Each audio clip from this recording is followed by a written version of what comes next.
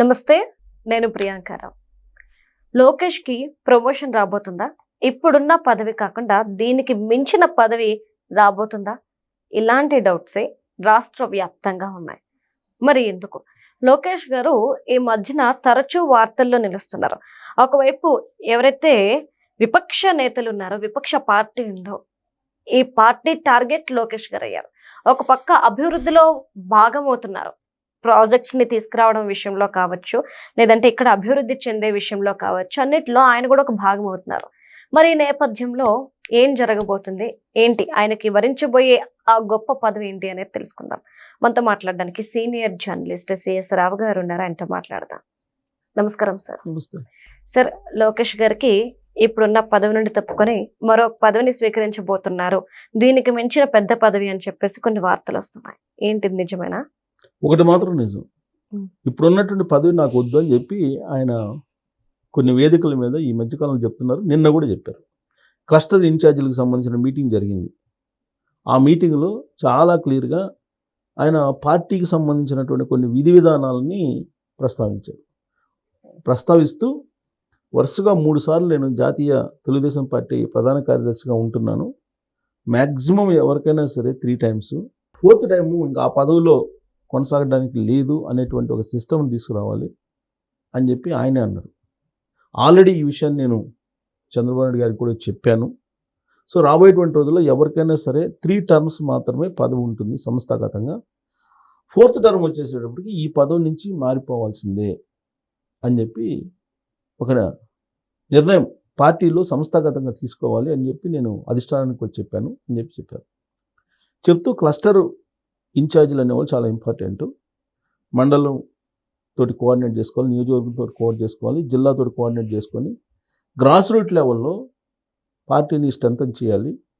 ఆ స్ట్రెంథన్ కావాలంటే క్లస్టర్కు సంబంధించినటువంటి ఇన్ఛార్జీలే చాలా ముఖ్యము. ప్రభుత్వం చేసేటువంటి అభివృద్ధి కార్యక్రమాలని ప్రజల్లోకి తీసుకెళ్లడంతో పాటు అక్కడున్నటువంటి ఓటర్ల మనోభావాలు ఏంటి, వాళ్ళకి అవసరాలు ఏంటి, వాళ్ళు ఏ విధంగా సాటిస్ఫై అవుతారు, ఇవన్నీ కూడా ఫీడ్బ్యాక్ క్లస్టర్ ఇన్ఛార్జీలు ఇవ్వాలి. ప్రతి క్లస్టర్ ఇన్ఛార్జి కూడా పొలిట్ బ్యూరో మెంబర్ అయ్యేలాగా పనిచేయాలి. ఇది నా కోరిక అని చెప్పారు. పొలిట్ బ్యూరో మెంబర్ దాకా ఎదగాలి ప్రతి క్లస్టర్ ఇన్ఛార్జి అని అంటే ఏ స్థాయిలో మీరు పార్టీ కోసం పనిచేయాలి, ఎంత శుద్ధిగా పనిచేయాలి, ఎంత కమిటెడ్గా మీరు ఉండాలి అనే దాని మీద ఆ మీటింగ్లో చెప్పడం జరిగింది. తెలుగుదేశం పార్టీ బ్యూటీ గురించి కూడా చెప్పారు ఆయన. తెలుగుదేశం పార్టీలో అధినేతే మనందరికీ, మిగతా వాళ్ళందరూ ఒకటే. అంతే. సో అధినేత ఒక్కళ్ళే, అందరి కుటుంబ సభ్యులు, కుటుంబ పెద్ద చంద్రబాబు నాయుడు గారు. ఆయన దగ్గరే మనందరం. ఇవన్నీ పదవులు ఇవన్నీ ఏంటంటే జస్ట్ కమ్యూనికేషన్ కోసం తప్పితే మిగతా అన్నీ ఎవరు ఇగోకపోవాల్సిన అవసరం లేదు. అందరం కలిసికట్టుగా ఐక్యంగా మనం పనిచేయాలి అని చెప్తూ, సచివాలయం అనేది జస్ట్ టెంపరీ. మనకి సొంత ఇల్లు ఏంటంటే పార్టీ ఆఫీసు, అద్దె ఇల్లు సచివాలయం అని చెప్పారు. మా సొంత ఇల్లు పార్టీ ఆఫీసు కాబట్టి మన పార్టీ ఆఫీస్కి ఎంత బిజీగా ఉన్నా కానీ నేను వారంలో ఒకరోజు ఖచ్చితంగా వస్తున్నాను. మీరు కూడా అలా షెడ్యూల్ చేసుకోండి. సొంత ఇల్లుని మర్చిపోవద్దు. అద్దె ఇల్లు అది సచివాలయం అనేది. అంటే అధికారం అనేది శాశ్వతం కాదు, ఎప్పుడు కూడా పార్టీ శాశ్వతం, పార్టీ కార్యక్రమాలు శాశ్వతం అని చెప్పి ఆయన వాళ్ళకి గైడెన్స్ ఇవ్వడం జరిగింది. అది చెప్తూ జాతీయ ప్రధాన కార్యదర్శిగా 3 సార్లు నుంచి 3 terms వరుసగా కంటిన్యూ అవుతున్నాను. నెక్స్ట్ నేను ఈ పదం నుంచి మారుతున్నాను. అలాగే క్లస్టర్ ఇన్ఛార్జీలు కూడా వరుసగా 3 సార్లు చేసిన వాళ్ళు ఎవరైతే ఉన్నారో వాళ్ళు మారిపోయి నెక్స్ట్ లెవెల్కి వెళ్ళిపోవాలి అని చెప్పారు. అంటే దీన్ని బట్టి ఏమర్థమవుతుంది మనకి, నెక్స్ట్ లెవెల్కి లోకేష్ గారు వెళ్ళబోతున్నారు అని చెప్పి అర్థమవుతుంది సంస్థాగతంగా. అది ఎప్పుడు జరుగుతుంది అని అంటే మార్చి 29వ తారీఖున పార్టీ ఆవిర్భావ దినోత్సవం ఉంది. ఆ దినోత్సవం రోజున ఒక కీలకమైనటువంటి ప్రకటన వచ్చే అవకాశం ఉందని చెప్పి చిన్న హింట్ ఇచ్చారు. సో పార్టీ ఆవిర్భావ దినోత్సవం ఉంది కదా, మార్చి 29, ఇవాళ డేట్. సో ఇవాళ 25, ఇంకొక 5 రోజుల్లో పార్టీ ఆవిర్భావ దినోత్సవం రాబోతుంది. ఆవిర్భావ దినోత్సవం రోజు సంస్థాగతంగా ఏదో సంథింగ్ చేంజెస్ ఉంటాయి అనేది అయితే వినిపిస్తుంది. ఆ చేంజెస్ కూడా లోకేష్ గారి నుంచి వస్తాయని చెప్పి ఎక్స్పెక్ట్ చేస్తున్నారు. సో లోకేష్ గారికి సంస్థాగతంగా పదోన్నతి కల్పించడం అవకాశం లేకపోలేదు. చాలా కాలంగా ఆయన పదవుల గురించి అటు అటు ప్రభుత్వంలో ఇటు పార్టీలో కూడా రకరకాల ఊహాగానాలు వస్తున్నాయి. యాక్చువల్గా ఆయన తెలుగుదేశం పార్టీలో ఒక కార్యకర్తగా జాయిన్ అయ్యి కార్యకర్తల సమన్వయ కమిటీ కన్వీనర్గా ప్రయాణం ప్రారంభించి ఆ తర్వాత ఆయన తెలుగుదేశం పార్టీ ప్రధాన కార్యదర్శి దాకా ఎదిగారు. ఈ ఎదుగుదలలో అనేకమైనటువంటి మార్పులు తీసుకొచ్చారు ఆయన పార్టీలో.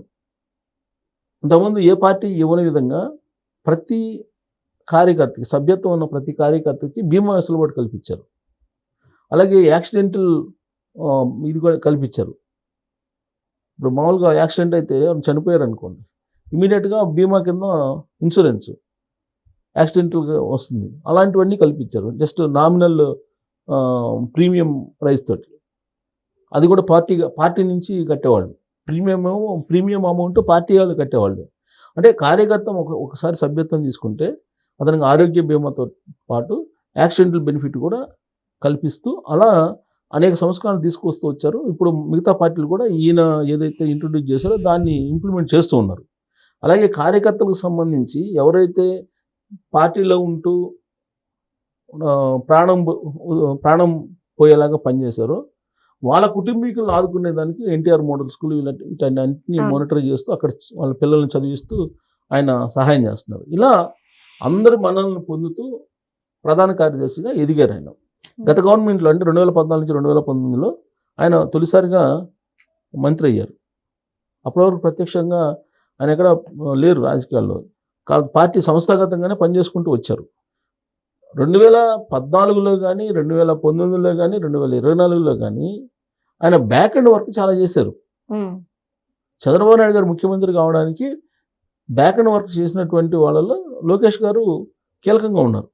సర్వేలు కానీ లేదంటే ఓటర్స్కి సంబంధించిన ఇన్ఫర్మేషన్ కానీ ఇవన్నీ ఎవ్రీథింగ్ పార్టీకి సంబంధించిన అన్నీ ఆయన బ్యాక్ ఎండ్లో తీసుకొచ్చారు.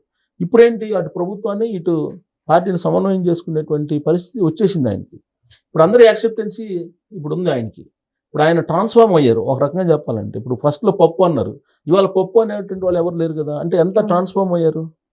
ఇవాళ పార్టీలో రాబోయేటువంటి రోజులు చంద్రబాబు నాయుడు గారి తర్వాత పార్టీని నడిపించగలిగే సత్తా ఒక లోకేష్ గారికే ఉంది అనేది పార్టీలో ఉండేటువంటి వాళ్ళు 99% మంది అంటున్నారు.